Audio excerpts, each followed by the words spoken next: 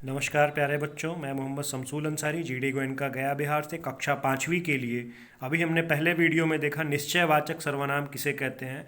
अब हम पढ़ेंगे अनिश्चयवाचक सर्वनाम यानी कि इनडेफिनिट प्रोनाउन किसे कहते हैं। तो सर्वप्रथम डेफिनेशन देखेंगे। जिन सर्वनाम शब्दों से किसी व्यक्ति या वस्तु के विषय में निश्चित रूप से कुछ पता नहीं चलता है उन्हें अनिश्चयवाचक सर्वनाम कहते हैं। अर्थात जो भी सर्वनाम शब्द जो है जिससे कि कुछ भी निश्चित रूप से पता ना चलता हो, ठीक है। जैसे कौन कौन से सर्वनाम शब्द हैं, वह, कोई, कुछ, किसी, किन्हें। अब इसका उदाहरण देखेंगे तो और स्पष्ट हो जाएगा।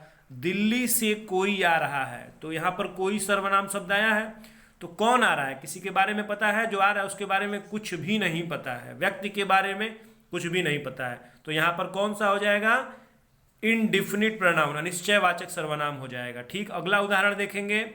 दूध में कुछ पड़ा है, तो कुछ पड़ा है, क्या पड़ा है, मक्खी पड़ी है, कीड़ा पड़ा है, पानी पड़ा है, क्या पड़ा है, कुछ भी निश्चय नहीं है वस्तु के बारे में। दूध में कौन सी वस्तु पड़ी है, कुछ भी क्लियर नहीं है। इसलिए यहाँ पर क्या होगा, जैसे ही कोई या कुछ या किसी या किन्हीं शब्दों को आप देखें तो तुरंत आप बताएंगे कि यह अनिश्चयवाचक सर्वनाम है।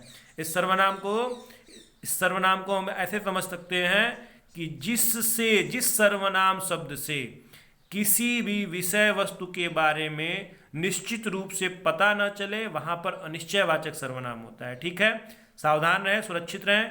और हमने अभी पढ़ा निश्चयवाचक सर्वनाम और अनिश्चयवाचक, तो इससे संबंधित आप लोगों को अभ्यास कार्य दे रहे हैं। घर पे बैठ के आप लोग इसको प्रयास करिएगा, घरों में रहिए, सुरक्षित रहिए, सावधान। धन्यवाद, नमस्कार।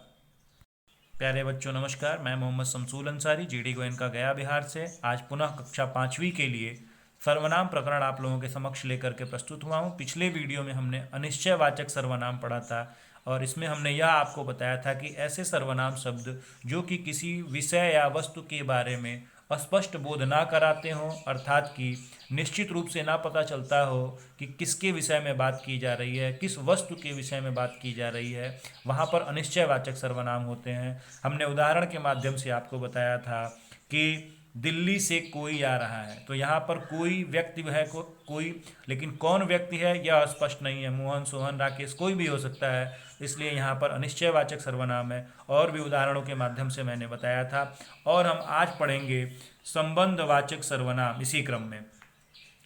तो सबसे पहले सर्वप्रथम इसकी परिभाषा देखेंगे। जिन सर्वनाम शब्दों से वाक्य में आए शब्द दूसरे संज्ञा या सर्वनाम शब्दों से संबंध स्थापित करते हैं वह क्या कहलाते हैं, संबंधवाचक सर्वनाम कहते हैं। एक बार पुनः देखें।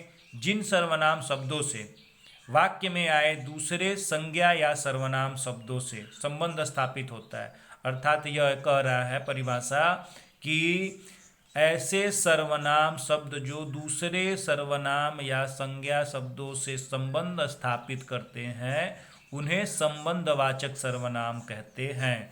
और वो संबंध कैसे स्थापित होता है, तो वाक्य के मध्य में जो, सो, जैसा, वैसा, जहाँ, वहाँ, जिसकी आदि शब्द जब भी आए तो वह संबंधवाचक सर्वनाम कहलाएंगे। उदाहरण देखेंगे। वह कौन है जो खड़ा होकर खा रहा है, तो वह क्या है, सर्वनाम है। ठीक है, और सर्वनाम का संबंध जो है कैसे जुड़ रहा है, जो शब्द के आने से जुड़ रहा है। ठीक है, तो वह के स्थान पर जो आ गया। ठीक है, और यह वाक्य को जोड़ रहा है, तो यहाँ पर संबंधवाचक सर्वनाम हो गए। जो खड़ा है वह मेरा भाई है, तो जो के स्थान पर यहाँ वह आ गया, लेकिन हम पहचान कैसे कर पा रहे हैं, क्योंकि जो शब्द यहाँ पर आया हुआ है जो कि सर्वनाम से संबंध जोड़ रहा है, इसलिए यहाँ पर संबंधवाचक सर्वनाम होगा। आगे हम पढ़ेंगे प्रश्नवाचक सर्वनाम अगले वीडियो में। नमस्कार, धन्यवाद। प्यारे बच्चों नमस्कार, मैं मोहम्मद शमसूल अंसारी जीडी गोयनका गया बिहार से कक्षा पाँचवीं के लिए प्रकरण सर्वनाम में अगला क्रम जो है प्रश्नवाचक सर्वनाम लेकर के मैं आया हूँ। इसके पहले अभी हमने आपको पढ़ाया संबंधवाचक सर्वनाम। तो प्रश्नवाचक सर्वनाम को इंट्रोगेटिव प्रोनाउन कहते हैं इंग्लिश में। और इसकी परिभाषा को देखेंगे। जिन सर्वनाम शब्दों का प्रयोग किसी व्यक्ति या वस्तु के बारे में प्रश्न करने के लिए किया जाता है उसे प्रश्नवाचक सर्वनाम कहते हैं। अर्थात कि जब भी प्रश्नवाचक शब्द जैसे कि क्या, कैसे, क्यों, कौन, कहाँ, किसे, किसने आदि शब्द जब भी आएंगे तो वहाँ पर प्रश्नवाचक सर्वनाम होगा। ठीक है, उदाहरण को देखते हैं। तुम कहाँ रहते हो, तो यहाँ पर क्या हो रहा है, कहाँ यानी कि किसी जगह पे रहते हो, कहाँ रहते हो भाई पूछा जा रहा है, तो प्रश्न किया जा रहा है। ठीक है, क्या वह दुबला है, फिर प्रश्न किया जा रहा है कि क्या वह दुबला है। तो प्रश्नवाचक शब्द जब भी वाक्य के मध्य में आएंगे वहां पर प्रश्नवाचक सर्वनाम होगा। और हमने कहा संबंधवाचक सर्वनाम, जब ऐसे सर्वनाम जो कि दूसरे सर्वनाम या संज्ञा से संबंध जोड़ते हो, अर्थात जो सो जैसा वैसा जहाँ वहाँ जिसकी उसकी आदि शब्द जब भी आए तो वहाँ पर संबंधवाचक सर्वनाम होगा। प्रश्नवाचक में जब भी क्या, कैसे, कौन, क्यों, कहाँ, किसे आए तो वह क्या होगा, प्रश्नवाचक सर्वनाम होगा। प्रश्न करने की बात जब भी आएगी, पुनः मैं समझा रहा हूँ कि जब भी किसी व्यक्ति या वस्तु के बारे में प्रश्न किया जाए, ठीक है, वाक्य के मध्य में क्या, कैसे, कौन, क्यों ये सब शब्द आए तो प्रश्नवाचक सर्वनाम वहाँ पर होगा। तो मैंने इन दोनों संबंधवाचक और प्रश्नवाचक सर्वनाम से आप लोगों को आपके पुस्तक से ही कुछ अभ्यास कार्य दिए हैं, उसको आप लोग अभ्यास करेंगे, घरों में रहेंगे, सुरक्षित रहें। धन्यवाद, नमस्कार। बच्चों नमस्कार, मैं मोहम्मद शमसूल अंसारी जीडी गोयनका गया बिहार से आज पुनः आप लोगों के लिए कक्षा 5वीं के लिए प्रकरण सर्वनाम लेकर के प्रस्तुत हुआ हूँ। पिछले वीडियो में हमने पढ़ा था प्रश्नवाचक इंट्रोगेटिव प्रोनाउन सर्वनाम किसे कहते हैं। तो इसमें हमने यह बताया था कि जिन वाक्यों के मध्य क्या, कैसे, कौन, क्यों, कहाँ, किसे, किसने, किस लिए आदि शब्द आते हैं वह क्या हो जाते हैं, प्रश्नवाचक सर्वनाम हो जाते हैं।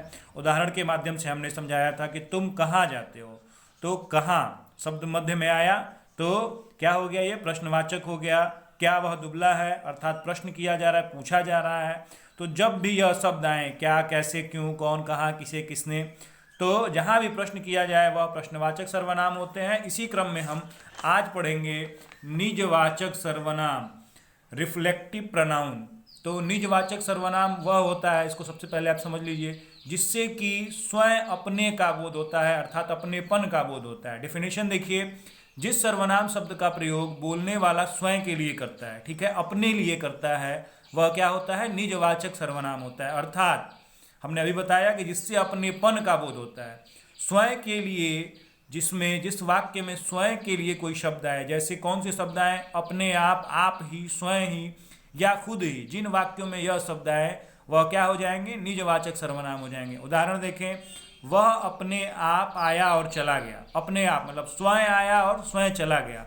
दूसरा उदाहरण देखेंगे, वह काम स्वयं करना, अपना काम स्वयं करना चाहिए, अर्थात कि कोई और इसमें इन्वॉल्व नहीं हो रहा है, अपना काम खुद करना चाहिए। ठीक है, तो जैसे ही अपने आप और स्वयं शब्द आए हैं तो हम तुरंत पहचान गए कि निजवाचक सर्वनाम है ये।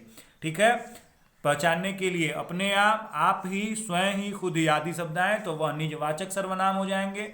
और हमने इससे संबंधित जो है आप लोगों को अभ्यास कार्य दिया है, अधिक से अधिक उसको बनाएंगे घरों पे रहकर, और किताब के भी अभ्यास कार्य को बनाएंगे। इस प्रकार सर्वनाम आप लोगों का समाप्त होता है। नमस्कार, धन्यवाद, शुभ दिन।